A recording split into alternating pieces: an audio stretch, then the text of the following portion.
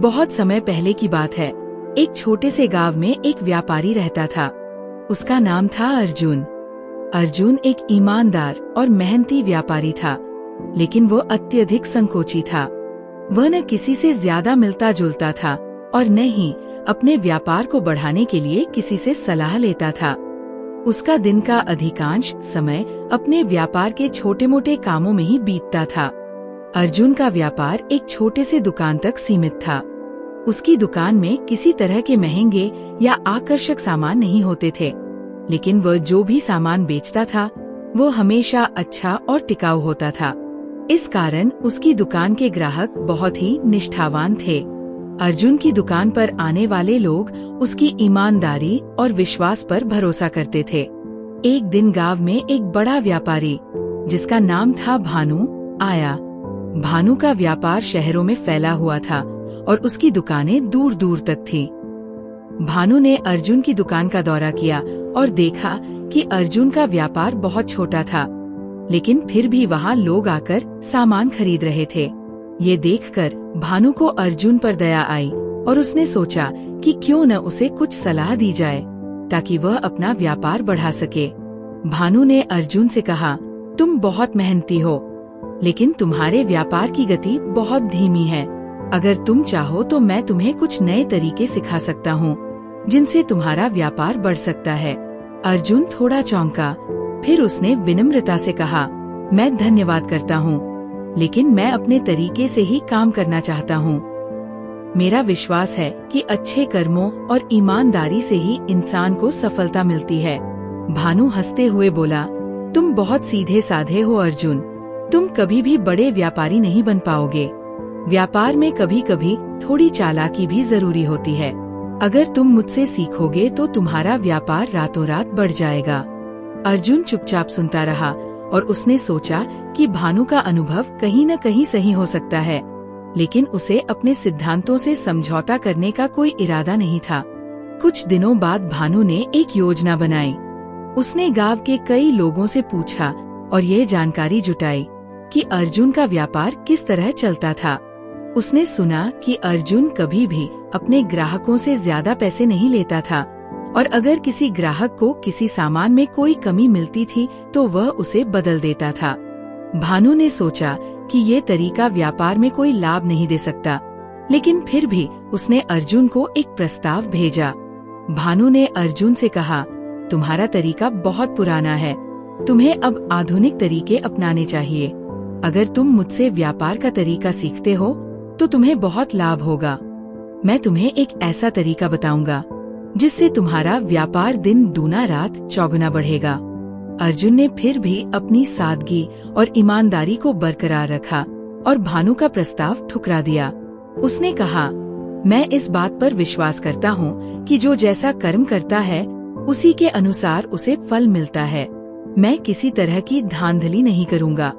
भानु ने अपना मन बनाया और उसने अर्जुन की दुकान के पास एक और दुकान खोल ली।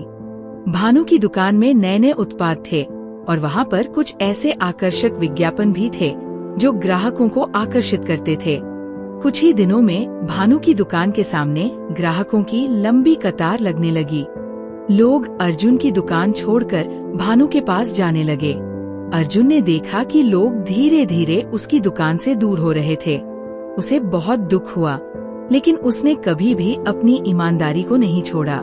उसने सोचा कि यदि वो सही रास्ते पर चलता रहे तो एक न एक दिन उसे उसका फल जरूर मिलेगा। अर्जुन ने अपने पुराने तरीकों से ही काम करना जारी रखा और ग्राहकों को अपने व्यवहार और अच्छे उत्पादों से आकर्षित करने की कोशिश करता रहा। समय बीतता गया और एक दिन ऐसा हुआ कि गांव में एक बड़ी आपदा आई। गांव में बाढ़ आ गई और बहुत सारे घर तबाह हो गए। लोग बेघर हो गए और उन्हें मदद की सख्त जरूरत थी। अर्जुन ने अपने व्यापार से कुछ पैसे बचाए हुए थे, जिन्हें वह अपने कर्मचारियों और परिवार के भरण पोषण के लिए इस्तेमाल करता था। लेकिन जब उसे ये खबर मिली कि गांव में बाढ़ से पीड़ित लोग मदद के बिना रह गए हैं, तो उसने अपना सारा बचा हुआ पैसा लोगों की मदद में दे दिया। उसने अपने घर से बर्तन, कपड़े और खाने पीने का सामान भी निकालकर बाढ़ प्रभावित लोगों में वितरित किया। वहीं दूसरी ओर भानु अपनी दुकान में बैठा था। उसने सोचा कि ये समय उसे और पैसे कमाने का है, क्योंकि बाढ़ के कारण लोग अपनी बुरी स्थिति में थे। भानु ने बाढ़ पीड़ितों से महंगे दामों पर सामान बेचना शुरू कर दिया। उसने अपनी दुकान पर नोटिस लगाया कि बाढ़ से प्रभावित क्षेत्रों के लिए राहत सामग्री उपलब्ध है, लेकिन कीमतें बहुत अधिक थीं। धीरे धीरे गांव के लोग समझने लगे कि अर्जुन ने जो किया वह एक सच्ची मदद थी, जबकि भानु ने केवल अपने फायदे के लिए लोगों की मुश्किलों का फायदा उठाया था। अर्जुन की ईमानदारी और नेक दिली की चर्चा पूरे गांव में होने लगी। लोग अब अर्जुन की दुकान पर वापस आने लगे। उन्होंने देखा कि अर्जुन ने कभी भी किसी से धोखा नहीं दिया था और उसके कारण वह एक सच्चे व्यापारी के रूप में प्रतिष्ठित हो गया था। समय के साथ अर्जुन का व्यापार भी बढ़ने लगा। लोग उसके उत्पादों की गुणवत्ता और ईमानदारी के कारण ही उसकी दुकान पर आने लगे। कुछ सालों बाद भानु का व्यापार घटने लगा, क्योंकि गांव के लोग उसकी चालाकियों से थक चुके थे और अर्जुन की सादगी और ईमानदारी को अपनाने लगे थे। अंततः भानु को अपनी गलतियां समझ में आ गई और उसने अर्जुन से माफी मांगी। अर्जुन ने उसे माफ करते हुए कहा, भानु, तुम्हारे पास बहुत कुछ था, लेकिन तुम्हारे दिल में सच्चाई नहीं थी। जो व्यक्ति सच्चाई और ईमानदारी के रास्ते पर चलता है वह कभी न कभी सफलता जरूर पाता है। इस तरह अर्जुन ने ये सिद्ध कर दिया कि किसी अच्छे कर्म का फल हमेशा मिलता है। उसकी ईमानदारी और नेक दिली ने उसे न सिर्फ अपने व्यापार में सफलता दिलाई, बल्कि उसे समाज में भी सम्मान मिला। सीख: इस कहानी से हमें ये शिक्षा मिलती है कि सत्य और ईमानदारी हमेशा किसी भी व्यक्ति की सबसे बड़ी ताकत होती है।